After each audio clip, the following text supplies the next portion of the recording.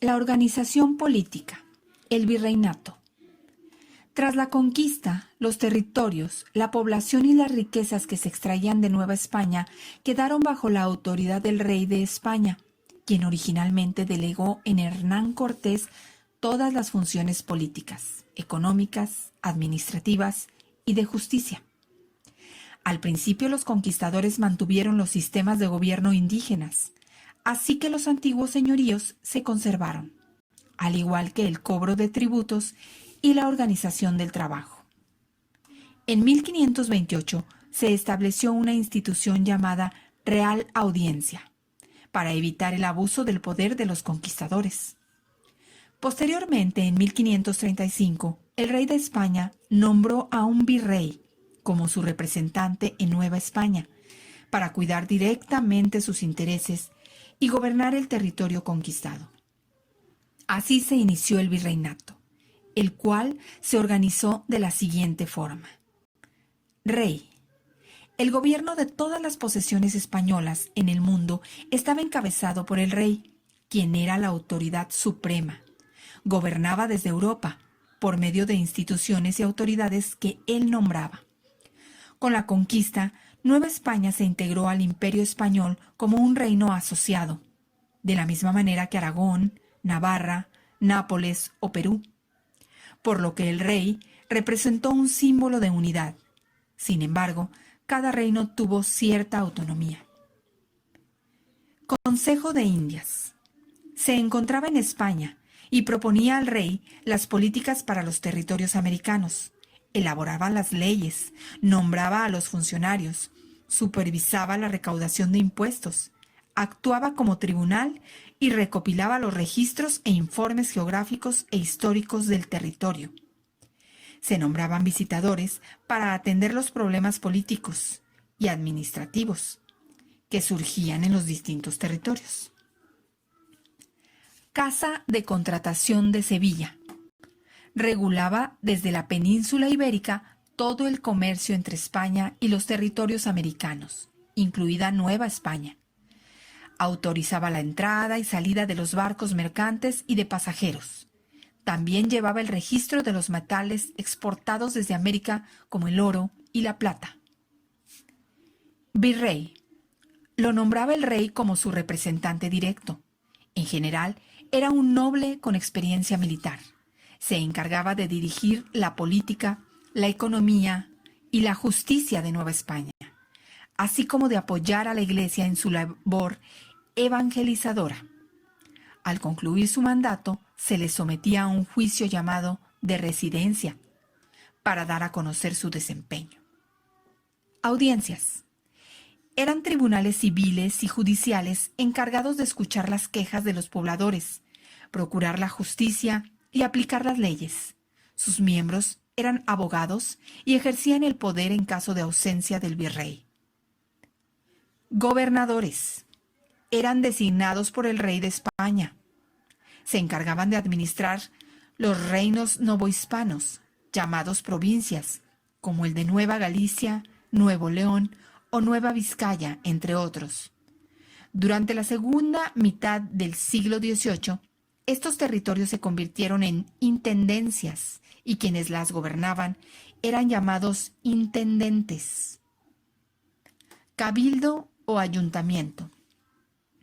Estaban integrados por grupos de personas que eran seleccionadas de entre los habitantes de su localidad.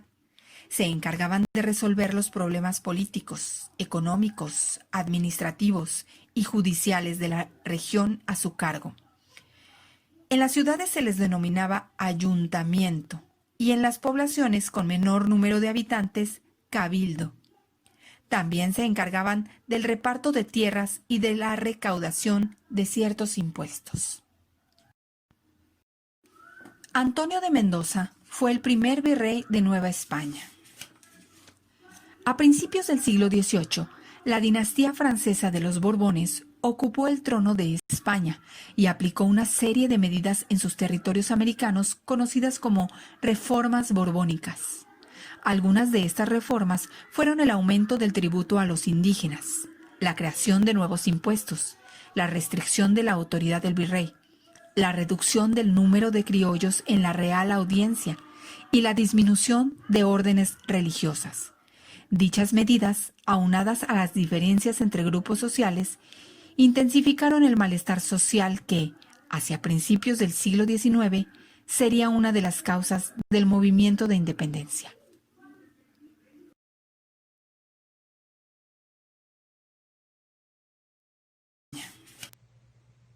Como escuchamos en la lectura de este tema, nos habla sobre la organización política del virreinato. Ahora vamos a realizar un esquema. Yo aquí en esta diapositiva te puse el esquema que viene en la página 125. En él nos vamos a basar. Vamos a completar los datos que faltan acerca de las funciones del rey, virrey y otras instituciones encargadas de la organización política del virreinato. Si te das cuenta, aquí vienen marcados los cuadritos con algunas palabras. Por ejemplo, la primera dice rey. Vamos a basarnos en las páginas 122, 123 y 124 para llenar la información que hace falta aquí.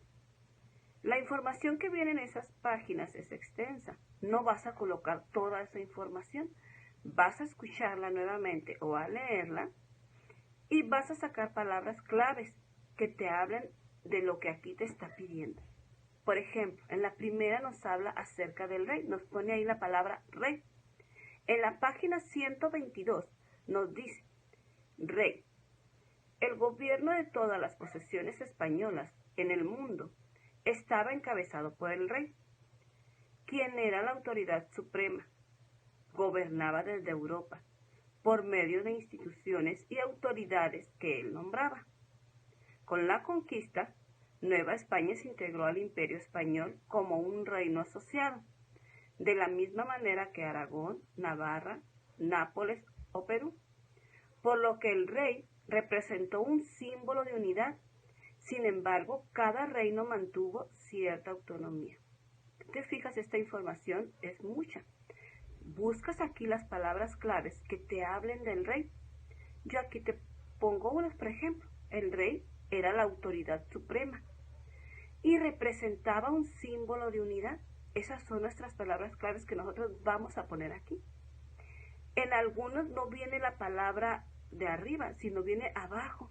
Por ejemplo, en el que sigue, nos dice, elaboraba leyes y actuaba como tribunal. Vas a buscar en estas páginas que ya te mencioné, quién era el que elaboraba las leyes y actuaba como tribunal. Y así cada uno de estos cuadritos hasta completar el esquema. Esta es nuestra tarea, al igual que la guía, la página 257.